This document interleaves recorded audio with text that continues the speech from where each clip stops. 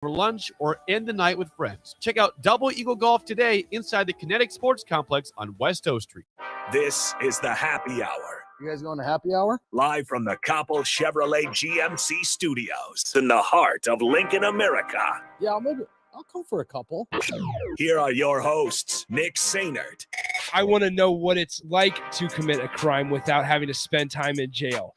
And Enrique Alvarez Clary. C is for chunk. Brought to you by Empire Fence and Netting on 93.7 The Ticket and theticketfm.com.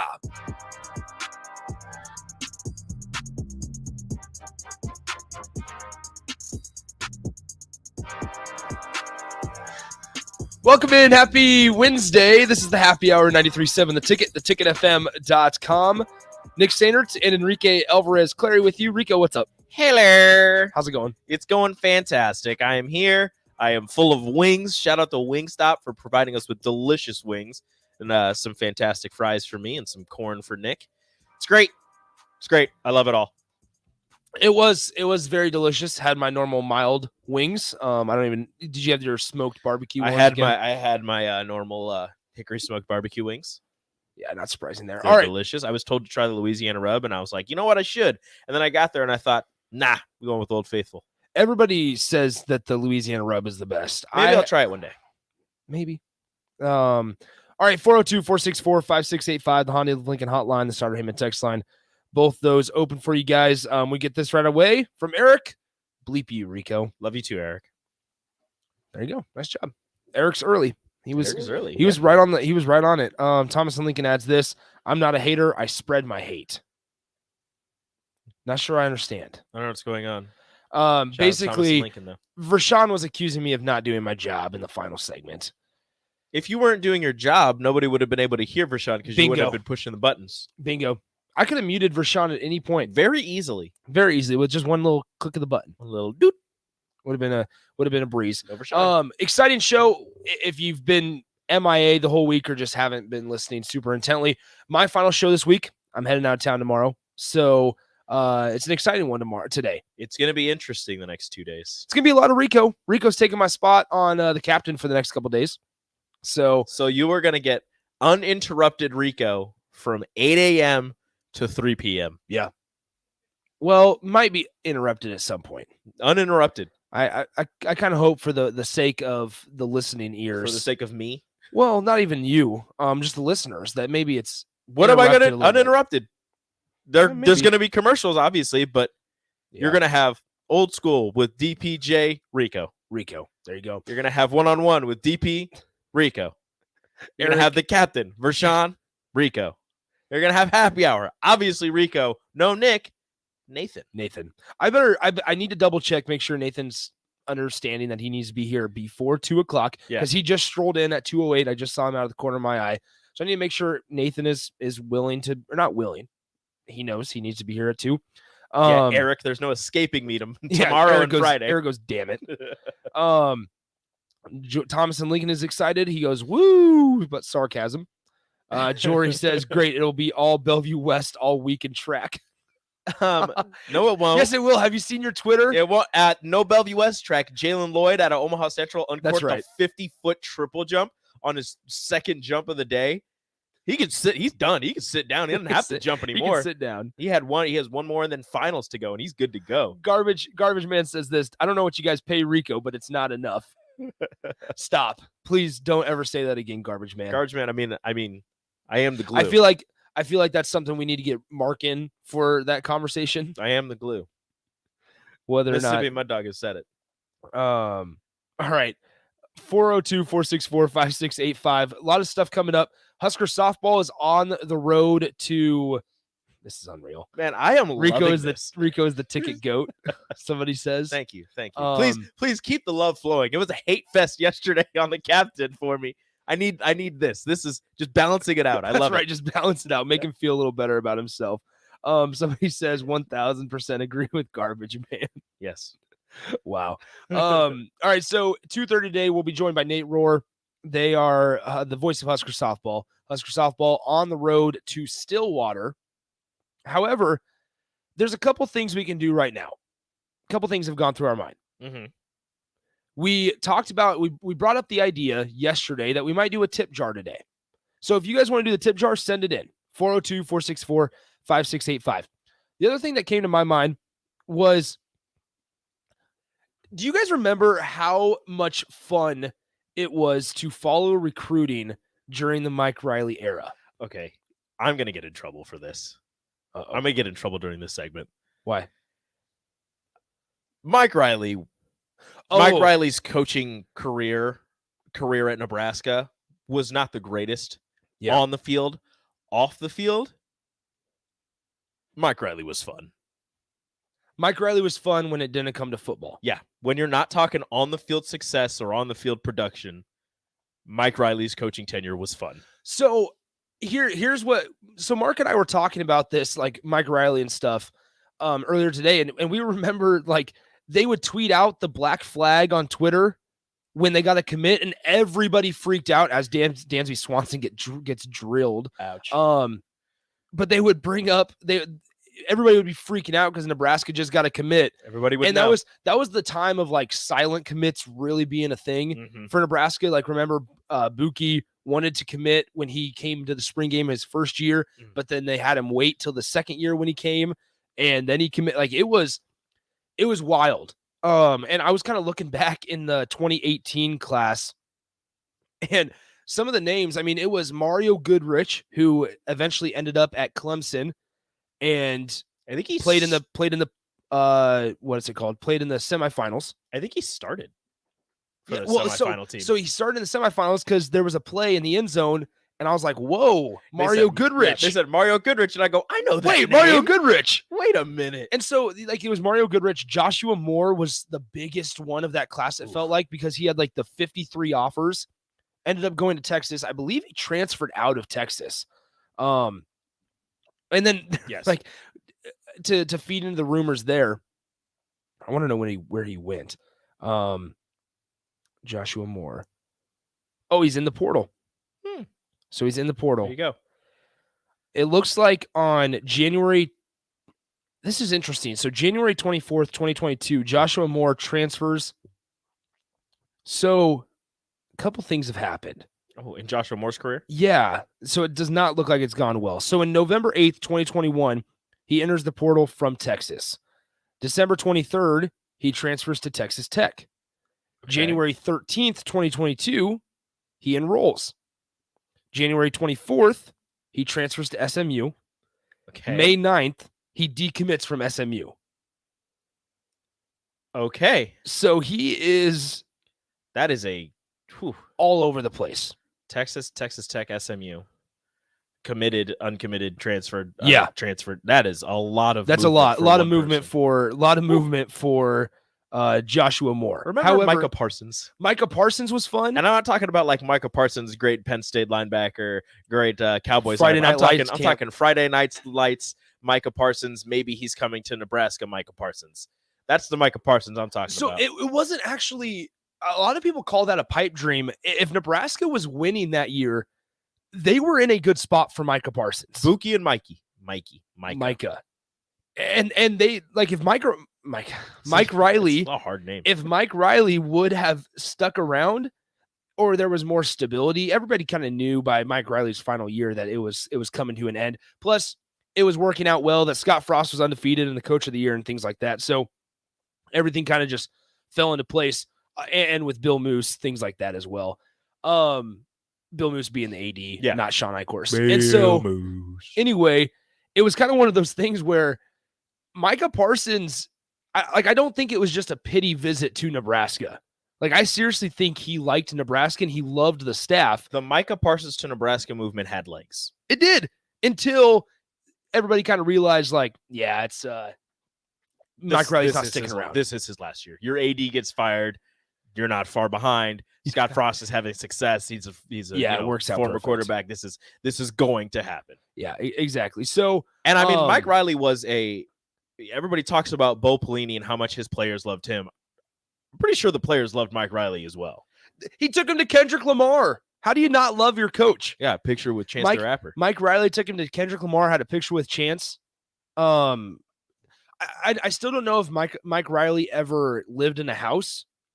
I don't think he did. I don't think he ever did because they had to do that whole paint thing with his wife. Yeah, I don't think they ever got a house. So I think they were still in the process, and then which is things went south. which is really a shame. Like you That's start kinda going, sucks. you start going on the house and everything, That and kind of then sucks. you don't even get to live in it. So the decommits from that 2018 class, obviously a lot because of the coaching change. But we mentioned Chase or Mario Goodrich and Joshua Moore. Buki, Brendan Radley Hiles is obviously the big one. He's at Who Washington now. Ended up being now he's in he's done. He graduated. Did he? Yeah, so he did not get drafted though. Did he already play a season at Washington? I believe so. Huh. I Um, missed an entire season of Buki. don't forget, like Buki got booted in that semifinal game. Yeah. He got booted in the semifinal game for targeting. Yep.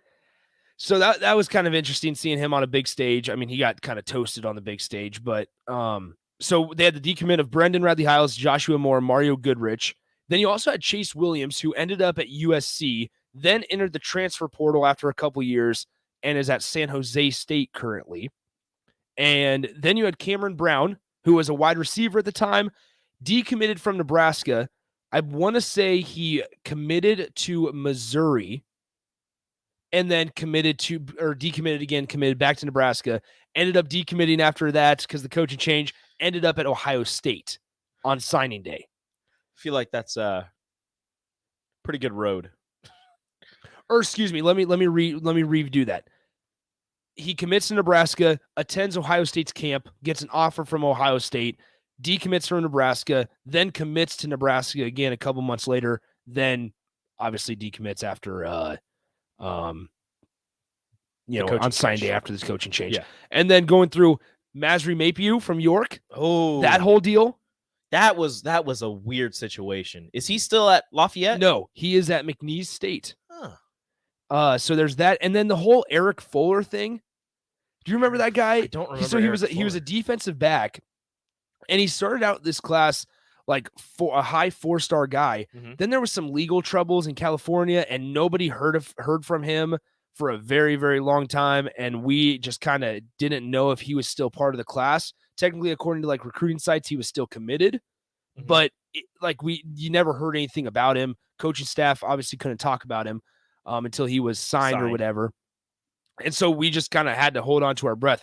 But it's kind of funny to look back because that Calibraska movement That was hyped up. was so hyped up. gracious. And you think about it, like they had the swag on their staff was basically represented across two guys. And it was Dante Williams, who's currently at USC on Lincoln Riley's staff, was the interim after Clay Helton got fired. Amazing recruiter. It's great recruiter. Came from Did he come from Oregon? I knew he has had a stint at Oregon as well. I want to say he went to Oregon after Nebraska, and then He did, because he was the one that took West Side Corner. Avante Dickerson. Avante Dickerson. He was at Oregon. Avante Dickerson went with him to Oregon, and then he got the job at USC, and Avante stayed at Oregon. But then, so you had Dante Williams, and then you had the swag of Keith Williams. Keith Williams Who doing things. Yeah, it's still training with Devontae Adams and Tyreek Hill. Still training NFL quality wide receiver. Well, NFL wide receivers and a couple college wide receivers here and there. I think Stanley Morgan still trains with him. Every once in a while, you'll see some former Husker wide receivers on like his Twitter or his Instagram working out with him. I know Brandon Riley was working out with him like a couple weeks ago. So then you go down like 2017. I don't know if you remember the story, and Wet Blanket says this on the text line. This is the worst what if segment of all time. What I'm hearing is that all the players who decommitted have had as disappointing careers as the players who made it in Lincoln. That's an interesting way to look at it as well. I actually enjoy going through and seeing, all right, these guys that decommitted with the verbal commitment having so much fluidity nowadays, it feels like, and there's no, obviously until you sign, and even when you sign, you can argue that there's a lot of fluidity. It's interesting to go back and kind of remember some of the prospects that targets that Nebraska was on, may have even gotten commitments for, and then they just ended up not being a part of the class. It's always fun going back and seeing the names that you were extremely hyped about, Exactly. and that the coaches would kind of talk about, but not really talk about since they couldn't talk about them because they weren't signed. But you would see through the recruiting sites how amazing they were and all these offers that they had, and then it's just kind of a like, they didn't end up in Nebraska. What did they end up doing with their career? It's always fun to see that. Exactly. Because every once in a while, like, the unfortunate truth is not a lot of those people make it. Not just people that wanted to commit to Nebraska or did commit to Nebraska and transferred out, but everywhere across the country. Not a lot of those people make it professionally or have fantastic careers. That's just the brutal truth about it. But just seeing where they went and how their careers went is just fun. So one final one before we kind of take a break and get to Nate Rohr of the Huskers Radio Network and the voice of Husker softball. Here's a name that's going to spark some memory for you. Jameer Calvin. Oh, do you remember the drama with Jameer Calvin? Oh my goodness. It was unreal. Like it was insane what happened. So let me just walk you through it. Go ahead. Memory lane. Yep, exactly. Commits to Nebraska. Hooray. Or excuse me, commits to Oregon State. Everybody thought that when he committed the first time, Nebraska was a lock. Oregon State comes to town. He commits to him on January 7th. Okay. On January 17th, 10 days later, he decommits from Oregon State. 10 days later from that, on January 27th, commits to Nebraska. Signing day is February 1st. On February 1st, he decommits from Nebraska, signs with Washington State. Ends up transferring February 16th, 2021, and he ends up at Mississippi State. So that's where he's at. Wild. Just in the span of a month, from January 7th to February 1st, it was commit Oregon State, commit to Nebraska, sign with Washington State. And then a year later. With decommitments sprinkled in there. And then a year later, signed a transfer to Mississippi State. It was crazy because it was 4 days after, 5 days, January 27th to February 1st, that what happened in Jameer that time? Calvin decides not to come to Nebraska and goes to Washington State when you felt like it was a lock. I've always wondered after you're committed, what the recruiting pitch from other coaches is. Like, I don't know how plausible or possible it is to get somebody who's gone through that recently to actually talk about that. Because I mean, you don't want to get anybody in trouble, and you don't want to, you know, anything that might have been promised to you. You don't want to get yourself in trouble. But I just want to know what the phone calls, what the text messages, what the in-home visits or official visits are like after you're committed somewhere and a team still really wants you. Like, what are those coaches, those assistant coaches, what are they telling you to get you to decommit from wherever you're committed to? Because obviously you committed there, you felt strongly enough to commit, to verbalize your commitment to whatever university, and somebody's going to sway you within 5 days. Mm-hmm. So here's a one from the Frost era that felt like it kind of got away, and now Nebraska is has had to face him a couple times. Javonte Jean-Baptiste. So he was a guy. Snowstorms. Oh my gosh, he was you weather. He was a guy that Nebraska felt like they were in a really, really good position with. They were. He's a high 4-star guy. He's from Nebraska, one of Nebraska's favorite places to recruit, in Bergen Catholic in Oradell, New Jersey. And I mean, same area that Ramir Johnson came from, same area that Jaden Gould has now arrived to Lincoln from. Like, that's a hotbed, especially for a guy like Mike Dawson, who's coached professionally out there in that area. So you felt like you were in a good spot with Javonte Jean-Baptiste. And then all of a sudden, on signing day, there's like a snowstorm or something that delays his signing. Well, they canceled school. That's right. And it delayed his signing or something like that. And then Ohio State swoops in, gets Javonte Jean-Baptiste to sign to the Buckeyes. And now Nebraska faces him on one Saturday. The story is he was going to sign with Nebraska. Like, it was done foregone. deal. It was a foregone conclusion. Yeah. It was done. All they needed was his signature on the paper. And He was going to Nebraska. And it was a big signing day edition. Like, those are the guys that it's like you swoop in the last couple of days before signing day arrives. And it's one of those late editions that's one of the top players that kind of may have just slipped through the cracks with other top programs. Like, this is a guy that's top 200 player in the country, a high 4-star, and from one of your recruiting hotbeds, and you had him. And they had him. And then the snowstorm cancels school, and you can't go anywhere. And Ohio State's just like, well, let's see what we can do. Yeah, exactly. And Greg Schiano just swoops in. So how frustrating. Damn you, weather. Yeah. Love complaining about the weather. All right, let's go ahead and take a break. When we come back, we'll be joined by Nate Rohr, the voice of Husker softball. They head to Stillwater this weekend. We talk about just the season in general. We'll talk about the season in general. How does he feel about Rhonda Revelle and this coaching job that she's done? And then do we feel like Nebraska got gypped on having to go to Oklahoma State? We'll talk all that coming up in a couple minutes with Nate Rohr, the voice of Husker softball, here on the Happy Hour on the Ticket. Follow Nick and Enrique on Twitter at Nick_Sainert and at Radio Rico AC. More of Happy Hour is next on 93.7 The Ticket and theticketfm.com.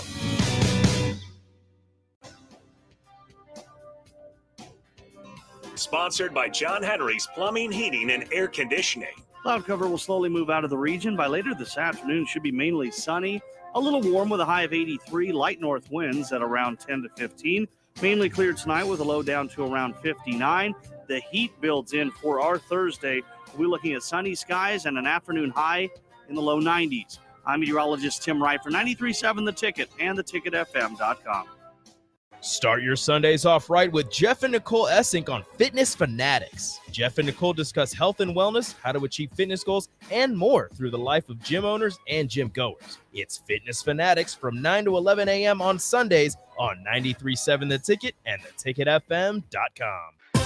Adventure Golf Center is open for business with 2 mini golf courses and a 3rd course on its way within the month. Enjoy the current courses as well as the batting cages in a shaved ice food truck and prepare for a new putting course completely uncommon in Nebraska and the Midwest with 18 holes of par 3s, 4s, and 5s and a bar on the course. Oh yeah, Adventure Golf Center now sells alcohol too. Play the courses now and prepare to experience the new course within the month at Adventure Golf Center, 56 and Old Chain. Join us at Cactus by Venue for our new America's Favorites menu.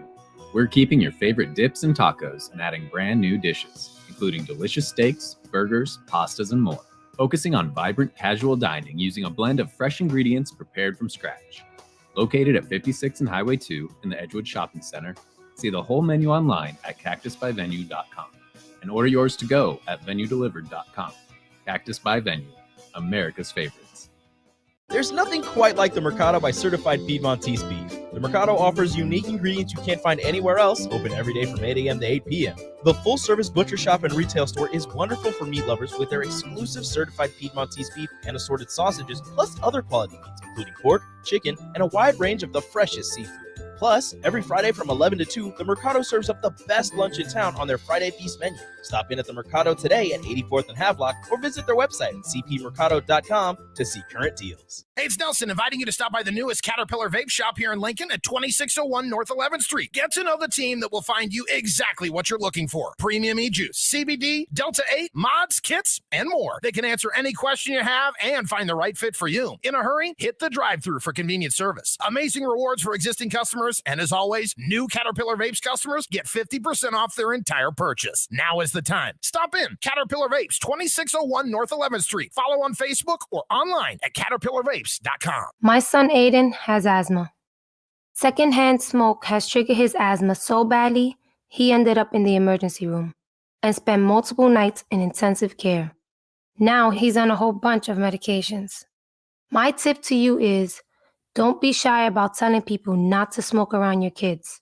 Call the Nebraska Tobacco Quit Line, 1-800-QUIT-NOW, 1-800-784-8669. Paid for by Tobacco Free Nebraska. Aired with the Nebraska Broadcasters Association and this station. Southeast Community College is training tomorrow's workforce today with our nearly 60 career and technical programs. We are doing our part to help employers fill vacancies during this current labor shortage, graduating students with skill sets employers are seeking. We're also helping to upskill the workforce by adding short-term credentials like certificates in many programs so that employees can get retraining quickly. Learn more about upskilling with SCC at southeast.edu/academics. SCC, your path to possible. You're listening to the Happy Hour with Nick Sainert and Enrique Alvarez Clary, sponsored by Empire Fence and Netting on 93.7 The Ticket and theticketfm.com.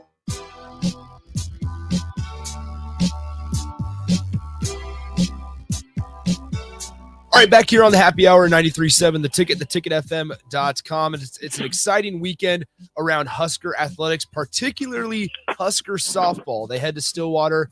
We've been talking about it all week. We are joined once again this week on a Wednesday by Nate Rohr, the voice of Husker softball. Nate, have you had a chance to settle down, relax? I mean, how much fun was last weekend? We talked to you after their game against Penn State, but how much fun were Ohio State and then obviously the Big Ten championship against Michigan? Oh, they were a blast. I mean, 3 very tightly contested, competitive games. They faced 3 really good pitchers. Alex Storako is an All-American. Lexi Handley is All-Conference. Bailey Parshall of Penn State is an All-Conference player. So Nebraska found ways to beat all 3 of them. It was, I don't want to say a culmination of the season because, of course, hopefully there's more things to be achieved this week and next week, perhaps. But, it just put on display what this team has done and what they've been about all season long. Very competitive, fighting hard, making adjustments, not getting down on themselves and shaking off early deficits and finding a way to win. So, yeah, last week was a ton of fun. We're speaking to Nate Rohr, the voice of Husker softball. Nebraska heads to Stillwater this week to face North Texas on Friday. First of all, okay, Nate, so you talk about kind of the adjustments. They're 54 games into the season. Have you started to notice fatigue kind of settle in a little bit? I mean, or is that even a concern heading into the postseason right now? It might have actually been more of a concern during Indiana in that series. It didn't seem like the Huskers were as sharp as they normally are. That was the last weekend of the regular season. Didn't seem like they were as sharp as they normally are. Didn't seem like they had the fight that they normally have. So I had some concerns that they were kind of at the bottom of their gas tank there.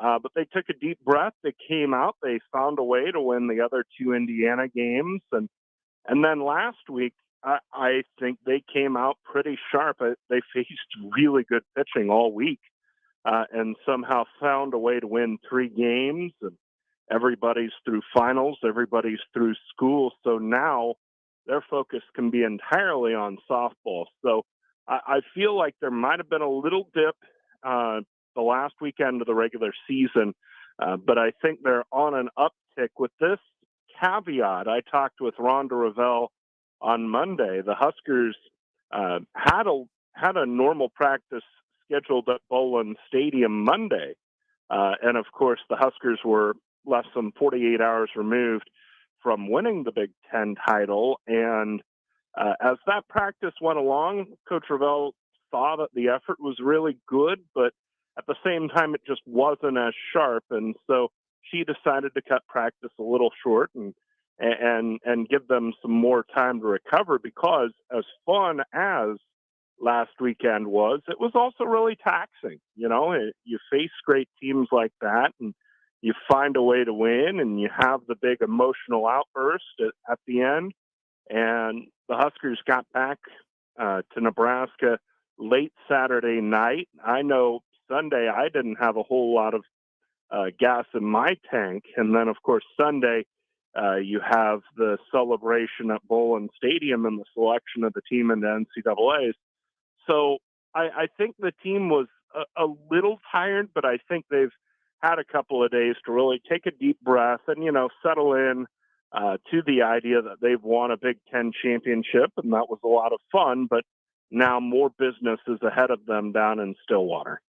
It's funny that you mentioned them not having school and finals being over, because I actually talked to Liv Farrell and Carly Sievers on Monday night as well, and they mentioned that fact too. I mean, how big of a relief is it that they don't have to go back to the hotel or be on the bus or be on the plane or whatever and be doing homework every hour of the day, or every minute, I should say, when they're not playing a game? I mean, how big of a relief is it for these players to just be able to focus on softball ahead of the biggest tournament, I mean, that they're playing in this season?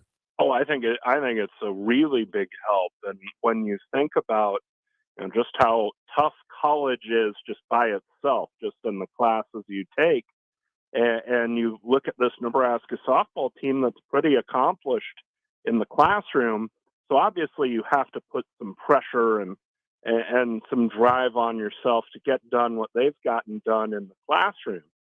And so to complete one of the two big tasks in your life, I just think it's a giant mental load off the minds of so many of these players. And, especially somebody like Cami Barra or Courtney Wallace or Ani Rayleigh, those three graduated this semester. And I know the stress I was under when I was trying to graduate, and I wasn't playing a Division I sport. So imagine trying to do both. Well, they're done with that. They've got it done. And that's just a whole set of things in their mind that they can set aside. So I think it's really helpful, and I think it will make life a lot easier for this team as they get ready for regionals. We're speaking to the voice of Husker softball, Nate Rohr, here on the Happy Hour. All right, so we talk about just kind of this season. I want to back up. I mean, they were a 500 team last year, and they've struggled the last couple of years. Nebraska softball, I should say, as a whole. Like, what has been the biggest adjustment that they have made? Because this season looks nothing like last year, if I do say so myself. Well, Rhonda Revelle has talked pretty extensively about how hard this group has worked really since the last out of last year. And the work began in earnest last June in terms of fostering leadership with the team. Rhonda Revelle, the coaching staff, and some of the leaders of this team would have Zoom calls, conversations throughout the summer to try and foster greater leadership and to try and build a better attitude around the program.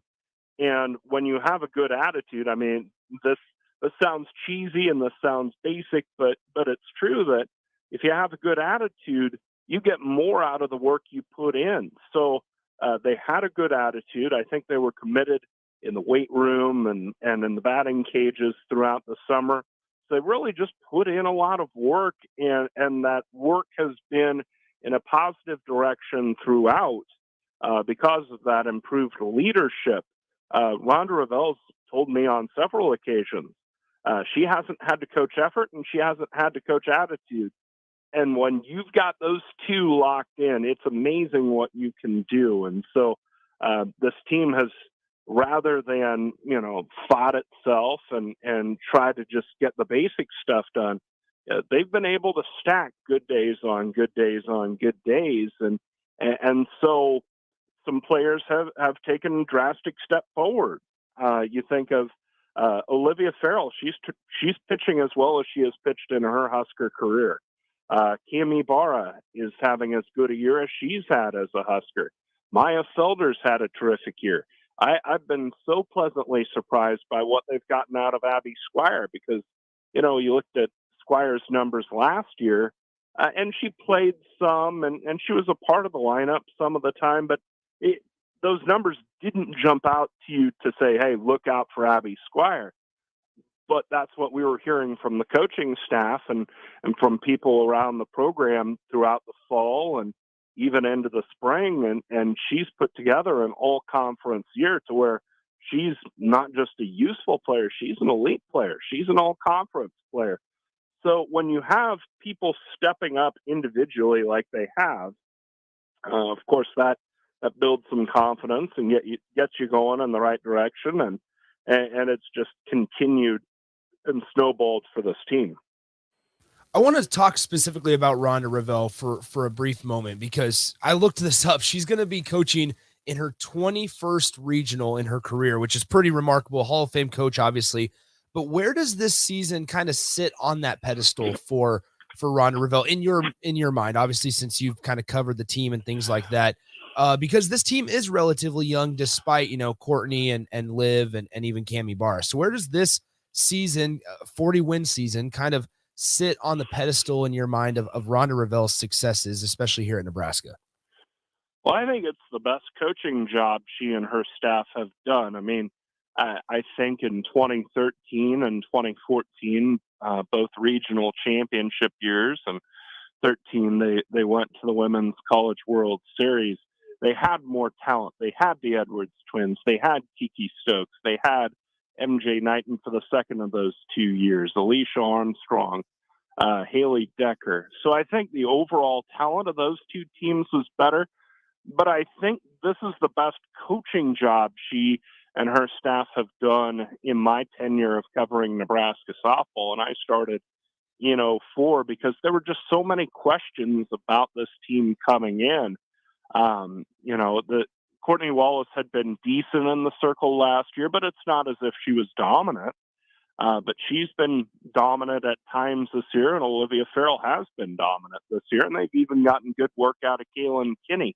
And then you feel 1 through 9, they've gotten improvement basically up and down the lineup. And you mentioned this was a 500 team last year, and they lost arguably their best player from last year's team in Tristan Edwards. I mean, it's sort of a testament to how far this team has come that Tristan Edwards was such a focus of last year's team from the standpoint that pretty much the entire Big Ten stopped pitching to her.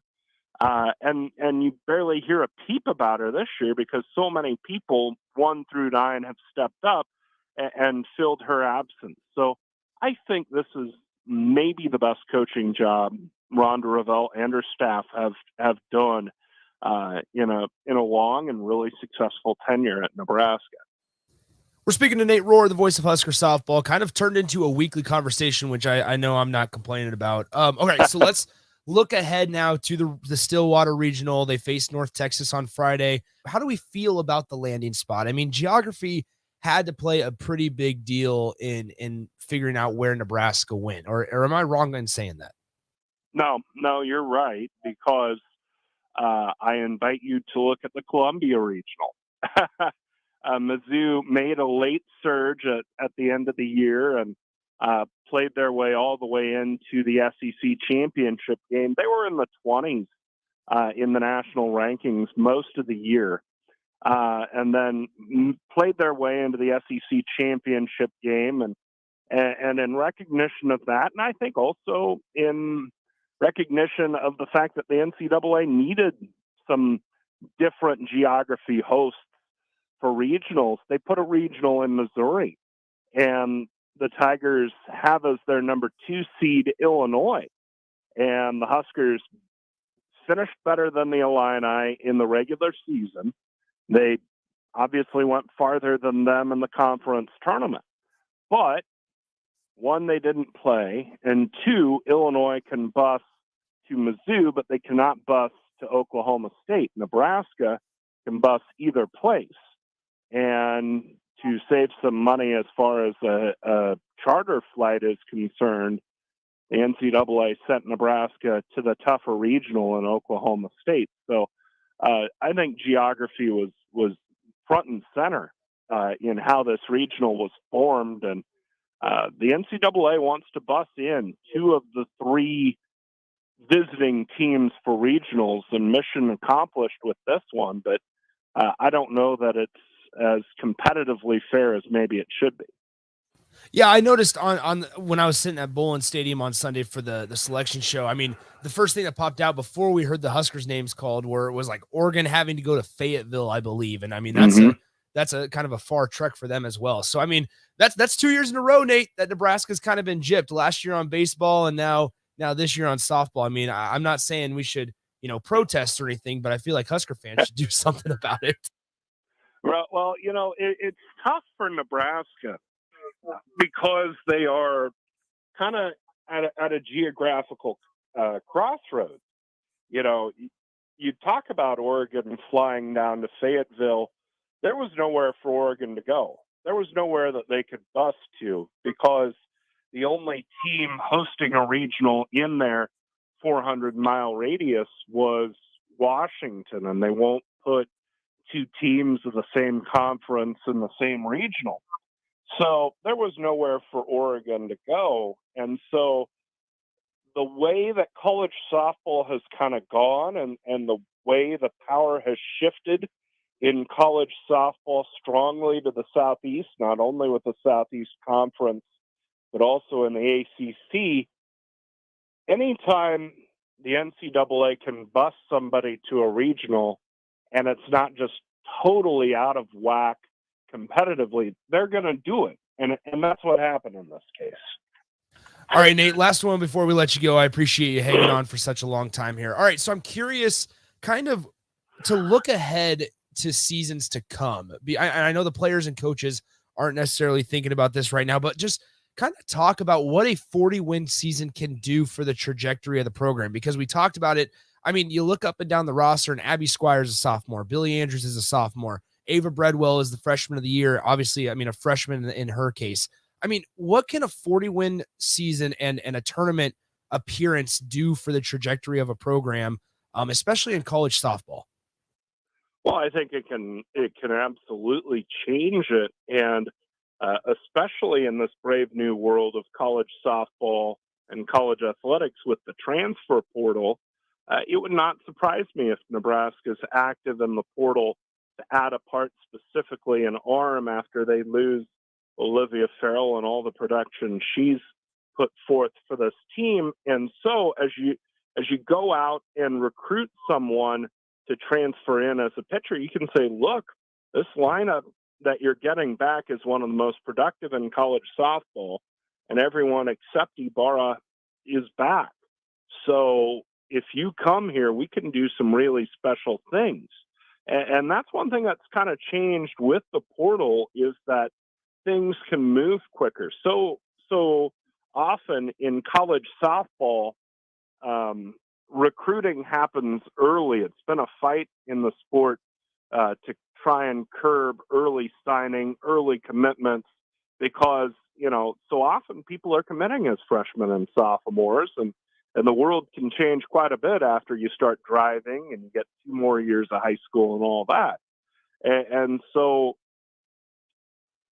a season like this, say 5 years ago, may not have had the dramatic impact that I think it can have now, because Nebraska can more immediately recruit on this success and add pieces that will make an impact next year and moving forward. I think the expectations of the season or for next season and moving forward are changed entirely, where, next year you might have been hoping to be a solid regional team and maybe in the mix for the conference title.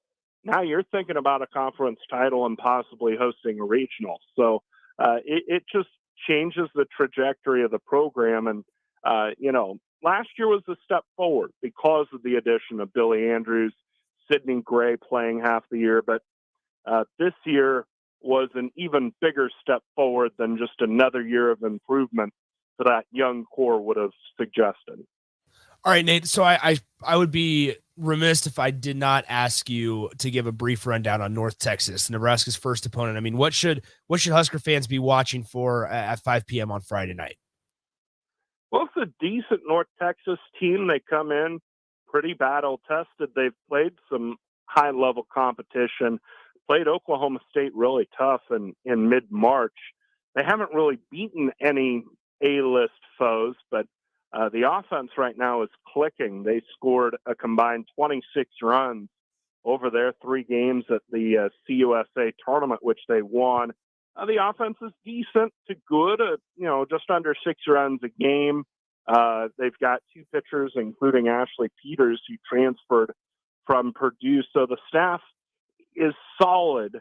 But this is still a game where I think Nebraska comes in with a big advantage, because they can hit it a little better than North Texas, and they can pitch it a little better than North Texas. So I like the Huskers' chances in the first round, and then you go from there and see what you can do. Awesome, Nate. Nate, I appreciate you staying a little longer than normal. We had a really, really good conversation. Have a safe travel down to Stillwater, and hopefully we get to talk to you next week. Hey, I would like nothing more. It would mean that Husker softball's put forth a good run. Thanks for having me, Nick. Absolutely. Appreciate the time as always. That is Nate Rohr, the voice of Husker softball, joining us on the happy hour. Nebraska opens up the Stillwater Regional on Friday night at 5 p.m. All right, let's go ahead and take a break. When we come back, me and Rico will wrap up Wednesday's show, my final show of the week, coming up next on the happy hour on 93.7 The Ticket and The Ticket. Download our app by searching 93.7 The Ticket in your app store to stay in touch and listen all day long wherever you are. More of the happy hour is next on 93.7 The Ticket and theticketfm.com. These days, there are more reasons than ever to treat yourself to a great haircut at Great Clips with the online check-in app. So tell us, why do you check in? I check in because I'm tired of hat hair. I check in because we all need a cut. I check in so I can feel like me. And I check in so I look good for you. No matter why you check in, you'll check out with a great haircut and save time with our online check-in app. Great Clips. It's going to be great. Seasons change, but your land stays the same. You need the right solutions to keep you moving. That's why you rely on Acres Equipment, your Nebraska-owned premier John Deere dealership. Whether you're harvesting, protecting your crops, feeding the herd, maintaining your lawn, improving your business, or letting off some steam, Acres has what you need to get the job done. Acres Equipment, solutions for every field. Steve's Garage Doors and Services is under new management, but has the same great service as before. If your current garage door seems outdated or isn't working properly, call their new number at 402-480-2840 to schedule service or get a new door ordered. Steve's can repair most types of garage doors and can always point you in the right direction to get the job done. Give Steve's Garage Doors and Services a call today at 402-480-2840. That's 402-480-2840. Did you know that the U.S. has added over 1,100 new breweries in the last 18 months? Learn more by shopping at Myers Cork and Bottle, 13th and South, and by tuning into Thirsty Thursdays with Kevin Myers, because sports are better with a drink in your hand and a friend at your side. John Henry's Plumbing, heating and air. When it comes to your home or business, we know you have options, and that's why John Henry's Plumbing, Heating, and Air Conditioning gives you just that. Options. We have plumbing, heating, and cooling memberships to serve all of your residential and commercial needs. We want to ensure you, your family, and your business are safe. Visit our website, jhlincoln.com, to find out more or call us at 435-5555. John Henry's Plumbing, heating and air. Landmark Implement, your local John Deere dealership, is hosting their annual sprayer clinic at the Buffalo County Fairgrounds in Kearney, Nebraska, February 2nd and 3rd. Landmark Sprayer Clinic offers expansive equipment and technology training on different models of John Deere and Hagie sprayers. Learn about the newest technology, machine maintenance, spray tip selection, and more. We'll be offering free dicamba certification. Join us February 2nd and 3rd in Kearney. RSVP by calling your local Landmark location or at landmarkimp.com/events. My son Aiden has asthma. Secondhand smoke has triggered his asthma so badly, he ended up in the emergency room and spent multiple nights in intensive care. Now he's on a whole bunch of medications. My tip to you is, don't be shy about telling people not to smoke around your kids. Call the Nebraska Tobacco Quit Line, 1-800-QUIT-NOW, 1-800-784-8669. Paid for by Tobacco Free Nebraska. Aired with the Nebraska Broadcasters Association and this station. 2022 is all about staying well. And guess what? There are lots of easy ways to take care of your mental and physical health every day, like eating right and exercising, taking vitamins, drinking water, scheduling those annual doctor's visits, or just resting. That's right, even a quick nap counts. Because let's be honest, these days we could all use a little more wellness in our lives. So stay well, Nebraska. For more ways you can stay healthy, visit staywellnebraska.com. Hi, this is Dave Osted from Osted's Golf. Let us make this your best season yet. Voted a top 100 fitter by Golf Digest, our master fitters have been trained by the same guys that build clubs for PGA pros like Rory, Tiger, DJ, and Jordan. Have old clubs? Trade them in Osted's Value Guide, or have our club specialists get your clubs swinging like new. Go to our website, make your fitting appointment. You're a click away from a better golf game. Play better, have fun, and shop Osted's. You're listening to the Happy Hour with Nick Sainert and Enrique Alvarez Clary, brought to you by Empire Fence and Netting on 93.7 The Ticket and theticketfm.com.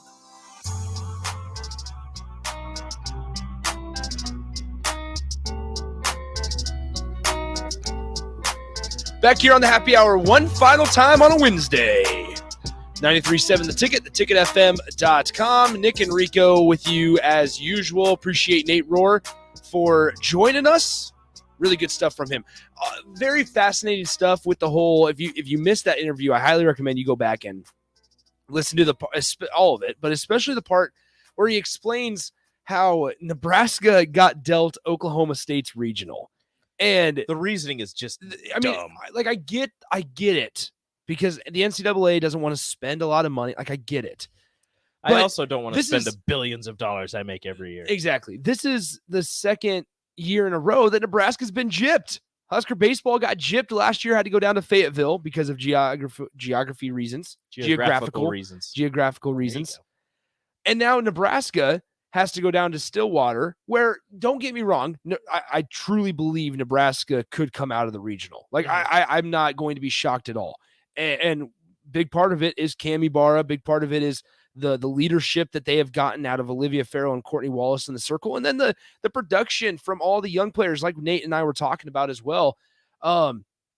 However, man, you would have sure liked to go to Columbia and that Missouri regional, but instead, since Illinois wouldn't have been able to bus to Stillwater and they were able to bus to Columbia and Nebraska's able to bus to either one, they send Nebraska to Stillwater. They send Illinois to Columbia when Nebraska had a clear and much better season than the Fighting Illini. And with the NCAA not wanting to spend a lot of money, they only want to fly one of the three visiting teams in the regional. So the other two have to bus. So there's a lot that goes into it. And I even brought up like Oregon has to go to Fayetteville. Like Oregon has to go to Alabama. There's a couple that they have to go way East Coast, and it's out of line. It's unreal. But it's a bummer. But Nebraska, they open up play against North Texas on Friday. I have one question that I'm not sure if you can answer, or I hope the text line can answer this. How many other regionals have two Power 5 conference champions in them? Oh, I can't answer that one. I mean, because I don't know all the conference champions off the top of my head. Like Oklahoma wasn't a conference champion, because Oklahoma State was. Because Oklahoma State was. They have Minnesota and Texas A&M. Neither one of them were conference champions. No. Michigan, not a conference champion. They don't have another Power 5 team in their region. Where are they at? They're in Orlando. They're at UCF. That's right. Northwestern wasn't the conference champion. Notre Dame was not the ACC conference champion. LSU didn't win their conference. Arizona State, I don't know who won the Pac-12. Arizona State, I'm guessing. We'll just say Arizona State did. UCLA is a higher seed, but whatever. It doesn't matter there. UCLA has Ole Miss. Ole Miss didn't win the SEC. Georgia has Duke. Duke didn't win the ACC. Ole Miss didn't win the SEC. Georgia didn't win the SEC. Washington. Arizona State won the Pac-12. Washington has Texas. Neither one of them are conference champions. Oregon, Arkansas. Neither one of them were conference champions. No. So it's unreal. Like it's almost just comical at this point. This is like, just disgusting. Nebraska, like, what is the point? Like Nebraska, like I said, I have confidence in them that they'll be able to still get out of that regional. Like I'm not concerned or like woe is us that we have to go play down at Nebraska or at Oklahoma State or anything like that. But it's still just kind of is laughable this year once again after Nebraska got sent down to Arkansas last year, and now Nebraska softball has to go to the 7th overall seed, solely on geographical reasons. Granted, Missouri is the only region with might be the only region with 3 Power 5 teams in their region. It's Missouri, Arizona, and Illinois. Okay.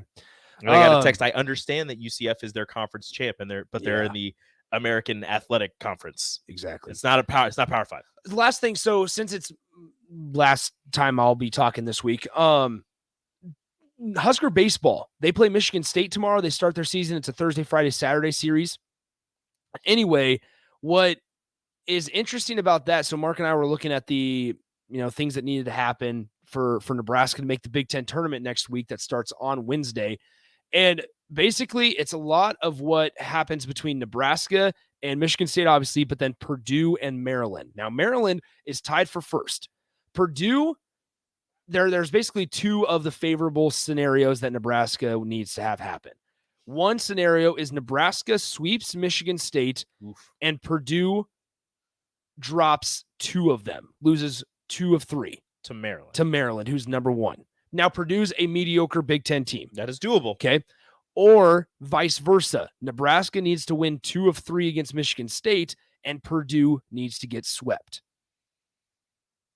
Just win. Win all. Like that's the easiest thing. As we have about a minute left here, that's the easiest thing. Is if you're Nebraska, you sweep Michigan State, control what you can control. Do something that you haven't done this year, right?